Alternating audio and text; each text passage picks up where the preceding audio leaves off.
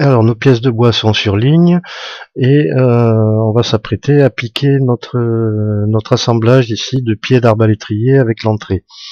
Alors à savoir qu'un chaperon, ça se prépare quand même. C'est-à-dire qu'on ne pique pas un chaperon lorsqu'il est arrondi. En général, quand il y a du flash, c'est le bord du tronc, donc il n'est pas rare qu'il soit arrondi. Dans ces cas-là, on met un coup de soit d'herminette, soit de plane, pour qu'il soit plat.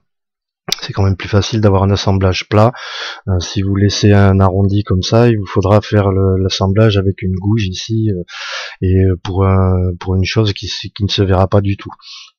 Donc on prend soin ici, vous voyez là ici, moi j'ai un peu de flash qui part depuis l'arrière ici, et donc j'ai fait régulier parallèle à la face ici pour avoir un chaperon régulier du côté de l'assemblage. Donc on va commencer par faire ce qu'on sait.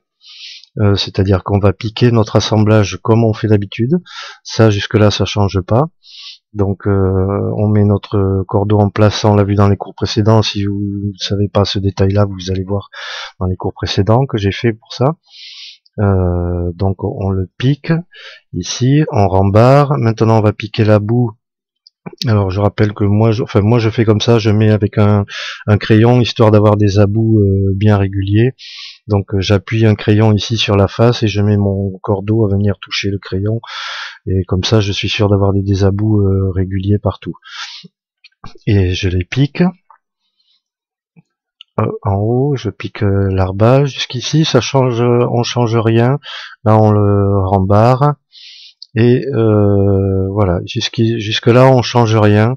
Pour ces faces-là, on procède comme si on n'avait pas de flash ici et qu'on n'ait pas de chaperon particulier.